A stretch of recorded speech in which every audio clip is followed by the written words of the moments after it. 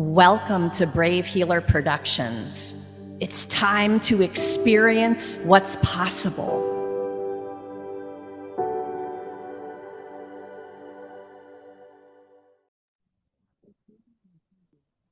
So, what if there's something you haven't learned yet that could change everything? Welcome, everyone. I'm Laura DeFranco, the CEO of Brave Healer Productions, where we are helping the world experience what's possible. And here today to help me with that mission are some of the amazing authors of one of our newest books. This one is called The Wellness Universe Guide to Complete Self-Care, 25 Tools for Transformation. I've got some pretty cool people in my Zoom room. And before I introduce them to you, I want to say a humongous thank you to Anna Pereira. Anna is the lead author of this book, the sixth book in her amazing self-care series, you guys. Anna, you had an incredibly big vision and mission for this whole book series, this transformation book as well. And I am so grateful and honored to be in your world. You have gathered a stellar group of both co-author experts and inspirational people for this book on transformation. This is going to be an incredible gift to anybody who picks it up. So grateful for Anna and her mission at the Wellness Universe. So please meet Eileen Dillon, Emotions Realignment Master Teacher. She assists adults ready to release old obstructive life patterns to take charge of their life powerfully and expeditiously by regularly integrating proven psychology with practical spirituality. Marisa Ferreira empowers women who struggle with one or more adult family relationships to transform conflict into deeper connections and create healthy boundaries while staying true to themselves. And meet Sharon Carne. She's a co-founder of the Sound Wellness Institute. She's developed nationally recognized sound healing training for holistic practitioners and teaches globally how to use sound for effective self-care. Welcome all of you, ladies. Marisa, you are going to start this party off. Tell us a little bit about the why behind your chapter. Absolutely. First of all, I just want to say I'm just honored to be among so many contributing authors for this book. All the stories, like you said, are absolutely amazing. And my chapter is called Speaking Without Fear, Release Past Wounds and Create Healthy Boundaries. And what inspired me to write about this in particular is because, like many people, I grew up in a very dysfunctional and abusive environment. So I experienced a lot of trauma throughout my childhood and my youth, a young adult. And I know what it's like to be afraid to speak. And I also have had the blessing of doing some inner work that allowed me to heal from my past and recreate relationships, especially with my father, which was the main abuser for me, and create a relationship that I never thought was possible, that was more in alignment with what I really wanted. And I believe that for people that are having a similar experience, I want them to know what's possible, that it's never too late to really transform a relationship that's important to them. I think transforming relationships are on almost everybody's mind. I mean, we are living in relationship to each other, no matter who that other is, right? All around us. I was talking about inner circle with another group. What do you think? What's the thing you want people to know about the relationships in terms of the awareness that you have to take the next step? One of the really important things to become aware of is that we need to take responsibility for what our relationships look like today. As a child, of course, we're just trying to survive and get through another day safely, especially if we've experienced trauma. But as adults, if we wait for other people to change, then we're giving our power away to them. It's very disempowering. And so when we take responsibility, and again, I don't mean blame, because people think somebody has to be to blame. And I always say, why don't we just leave blame out of the equation altogether? It serves no one, right? But once we take responsibility and we start to get the help that we need, seek people that can support us on the healing journey, because they can help us see our blind spots, what we might not even recognize ourselves. But as we heal from our past, it opens up tremendous opportunities for us to be able to start communicating in a different way with whoever it is that we're in conflict with, and learning the tools of how to communicate from the heart. And it's hard to communicate from your heart when you're still wounded, because there's a lot of anger or resentment or judgments. And so once we clear all of that, we're much better able to communicate from the heart and recreate those relationships. Oh, this is a tough journey some days, isn't it? Mm-hmm. Mm-hmm. Absolutely. I'm And not saying it's easy, but it's well worth it, because when you get to the other side of it, it's like, wow. I mean, it's pretty phenomenal when you get to yeah, experience the other side. it is. And it is worth the hard work.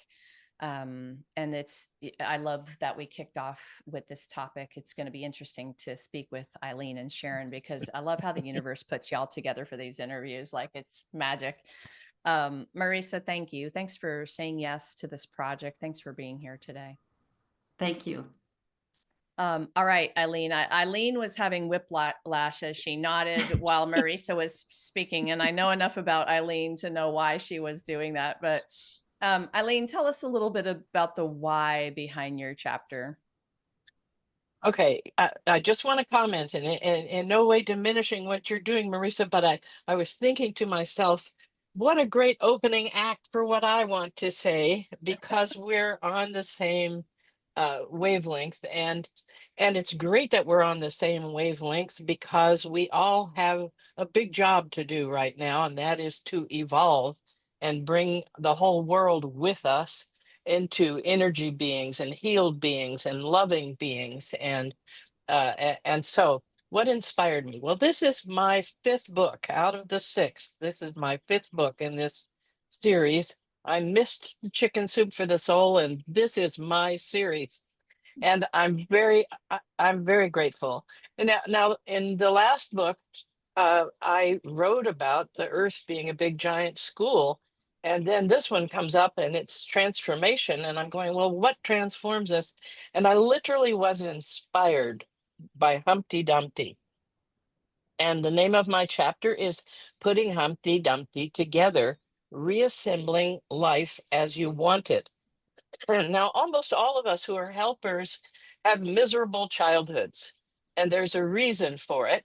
The reason is that we need to know what it's like to go through this. We need to get strong, and we need to fix our own selves. We literally came here to fix our own selves, and it's fortunate if other people can get helped, but not necessary.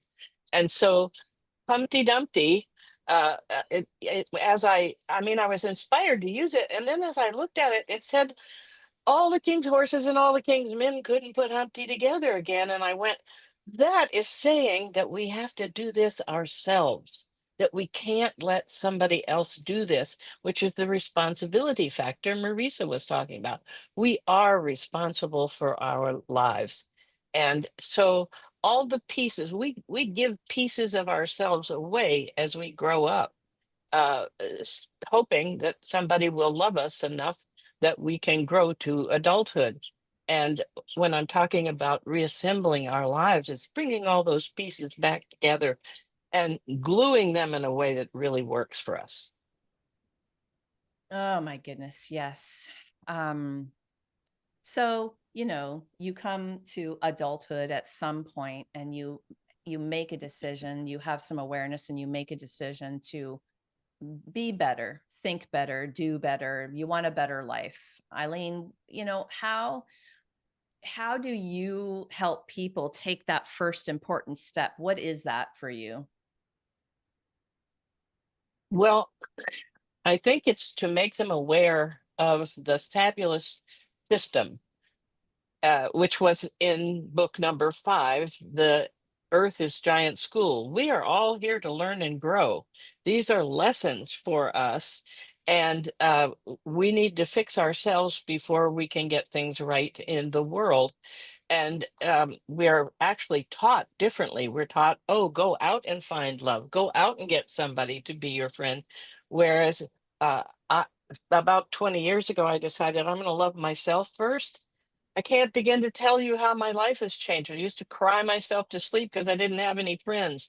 Now, my granddaughter goes, oh, Grammy, you always have the sweetest friends. You find friends everywhere you go, you know? And it's because it all starts inside of us. And I also want to say we have these lessons so that we can learn them.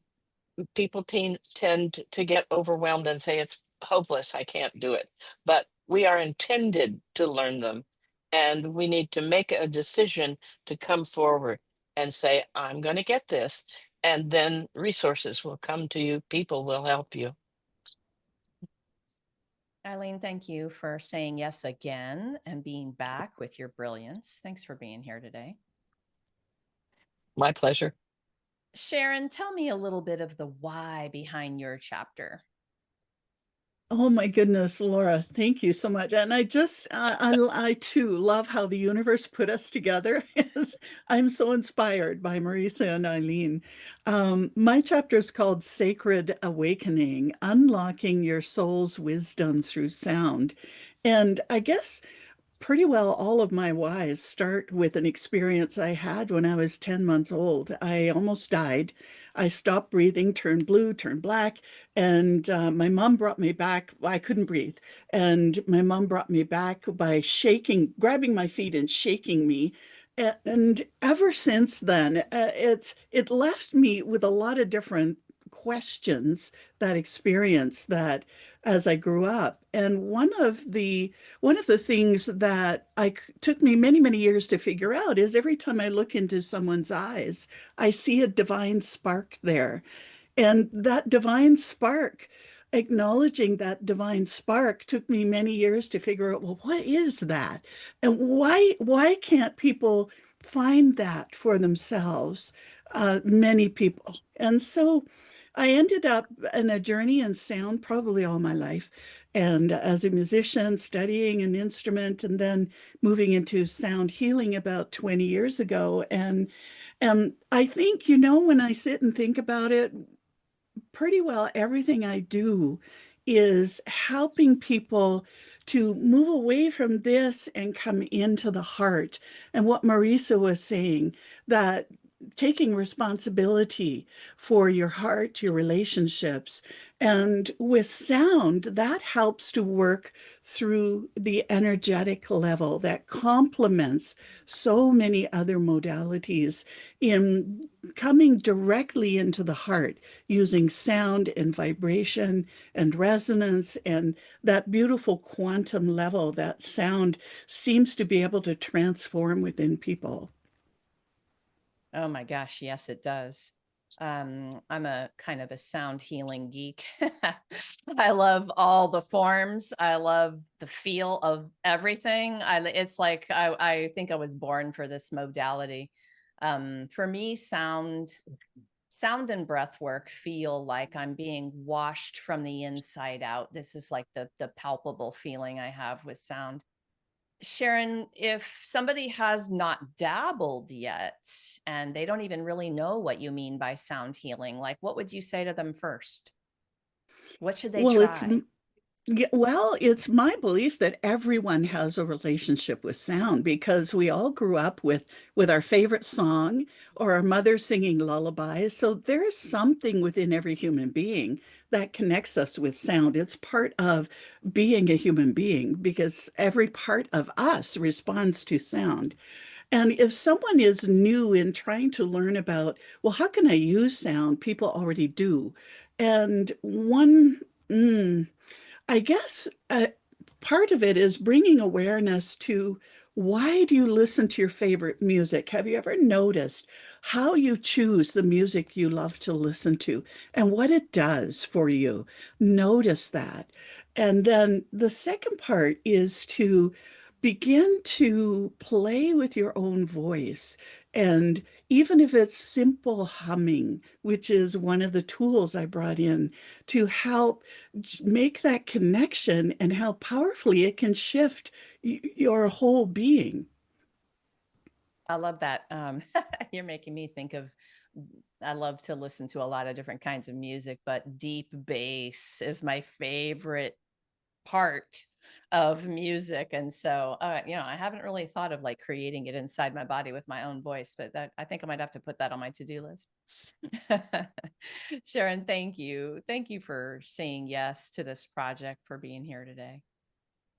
So, I have a deep thank you to all three of you. I'm going to give everybody a little peek at the cover here while I say thank you for really taking the challenge I gave you to put a vulnerable story into this book. And then you are all master teachers. So you're giving the gift of your teachings in that second part of the chapter where the tools are. And so for our listeners today, get ready for this book. You are getting the gift of these teachers' teachings, and it's something to coach your people all day, but it's another to get it in black and white in a book in a way that a reader can have an experience.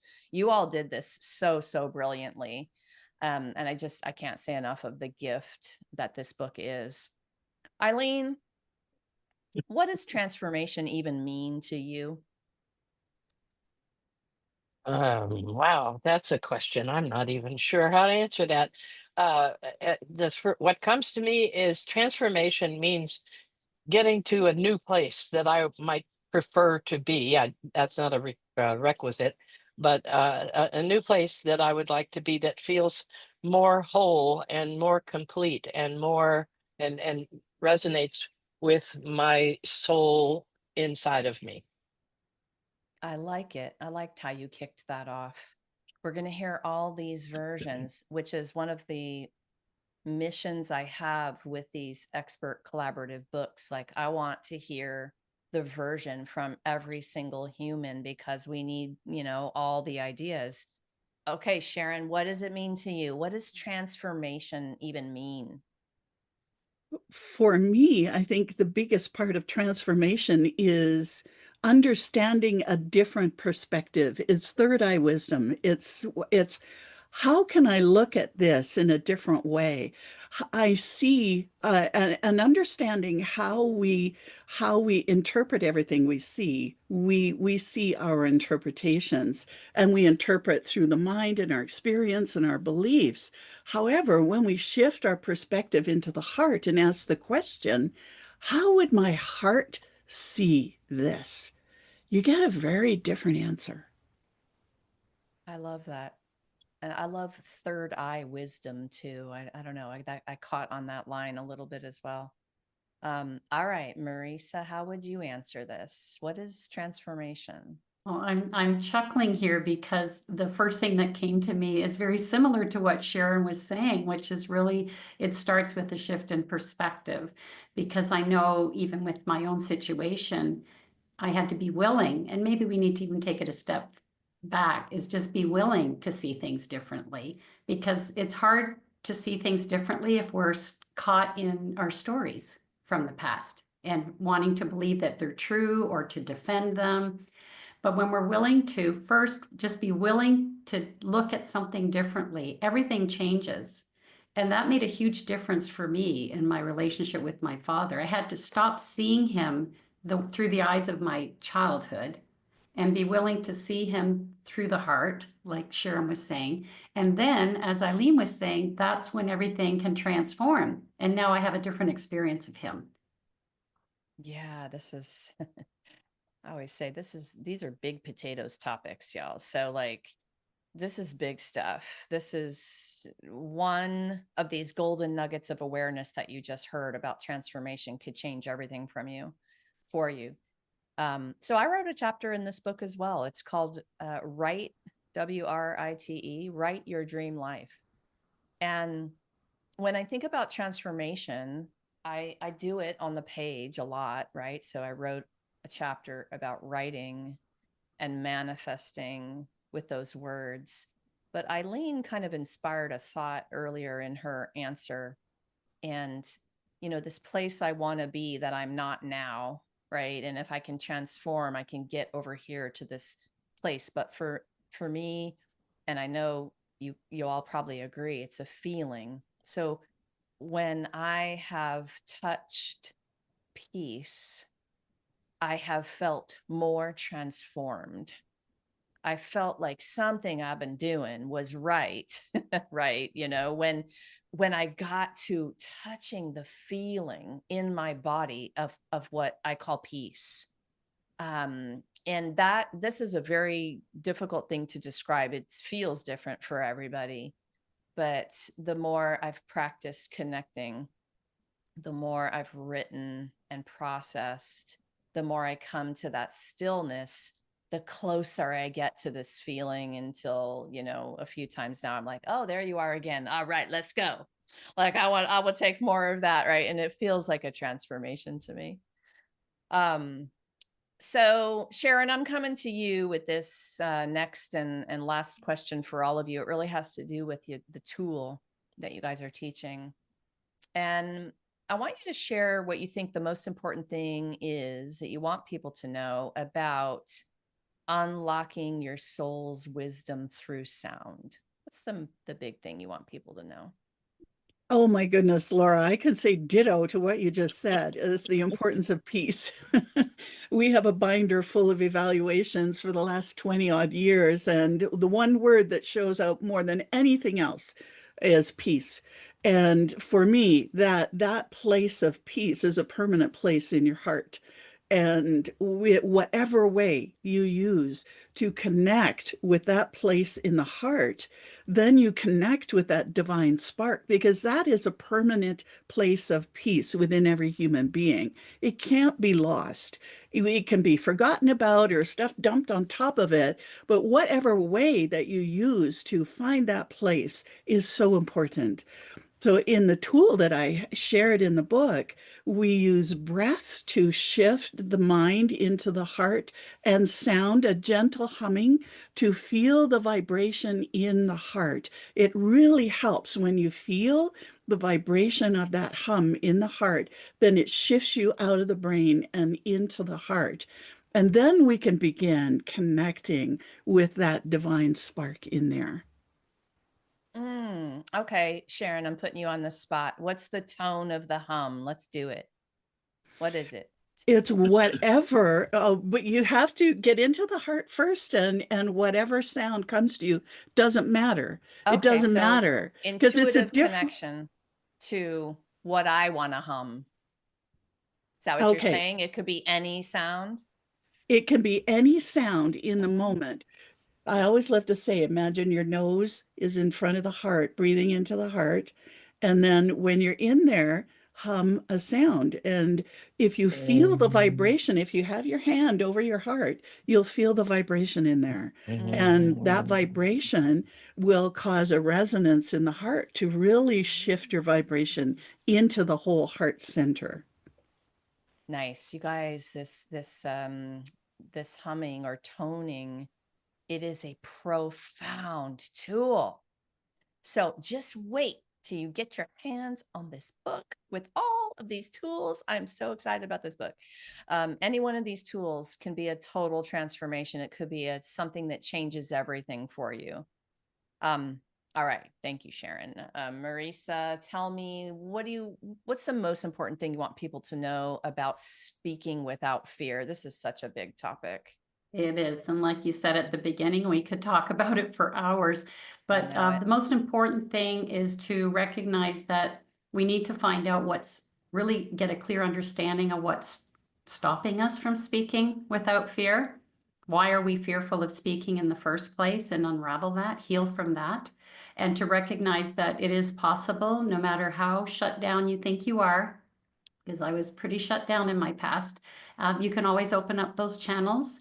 And my tool is actually about releasing past wounds. And it's a step-by-step process to look at a wound from the past and unravel it. Again, shift perspectives, changing stories, moving into forgiveness, lots of different things that allows you, it opens up that doorway to being able to speak without the fear, because all the things that are causing the fear start to disappear. Nice. I want you all to rewind and listen to what Marisa just said and kind of come back to this. Well, why am I afraid in the first place? That really resonated just now with me. I think I know the answer. Of course, we think we know the answers to things, but for me is like, well, I don't want to sound stupid. So I rather shut up and not risk being stupid, sounding stupid, right? Y'all are going to have a version of what that why is. And you're right. That is such powerful awareness. And then with this awareness that we have, we get the choice to think something different, believe something different, do something different, say something different, right? This is big stuff, you guys. Big stuff. Thank you, Marisa. You're welcome. Eileen, we're going to close out on yours today. So what's that most important thing you want people to understand about reassembling their life as they want it? Well, as a recovered angry person and a person who was afraid for the first 50 years of my life, and I'm no longer aware, I lead what I call a fearless life. Um, it's not the tool I gave in this book per se, because I gave a toolkit, including the different qualities of self-esteem and how to face fact, look at things squarely. But my overall message in my work and what I've spent a half century working on is emotions. And we all have emotions. Even if we develop Alzheimer's, we still have emotions. And emotions are energy, and they are constantly working to help us change our perspective and look at things differently and come to peace. And the way we come to peace using emotions is that we have experiences. We learn through having experiences, and every experience brings an emotion. If you know what the emotion is trying to tell you to decode that experience, then you can release the energy of that emotion and move right through and reach the peace that you're talking about. I was a basket case for most of my life until I learned this stuff. And now, I mean, anger that used to dominate me is this big. And I just want to say about fear, what I learned on my 50th birthday is that fear is an absence of trust or faith. We start having faith that it's not going to work, and we tend to go there first because we go to the negative first. And I developed this little technique for myself. What if I had a written guarantee from God that everything's going to work out and I'm going to be okay? Then what action would I take? What would I be focusing on? What decisions would I make? And I started doing that over and over and over when I was 50. And now I can't tell you the last time I really felt afraid. And I'm 82, living alone in an RV, traveling the world. I love that you ended with that, Eileen. You're amazing. Thank you. Thank you. Thanks to all of you. Eileen, Marisa, Sharon, thank you so much for what you do in the world. And thank you for being here today to share with everyone. Listeners, this is way more than a book. This is a very generous community. So if you heard something today and you got the goosebumps, or you're nodding your head too, or you have a question, or maybe you just want to carry on the conversation, come on down into the show notes. All of the authors are hooked up with their websites. They are doing amazing work in the world. Please go explore and see what they're up to. They're there for you when you reach out for that question or getting that support. Let's not make the reach out the hardest thing anymore. I am so proud of this community who is all ready to grab your hand and help you out, right? We have some really, really amazing people for that. And we hope that you hop over to Amazon and grab your copy of 25 Tools for Transformation. The Amazon link is down below. You can grab the book today. Lastly, today, everyone, remember, your words will change the world when you're brave enough to share them. So it is time to be brave. See you next time, everybody.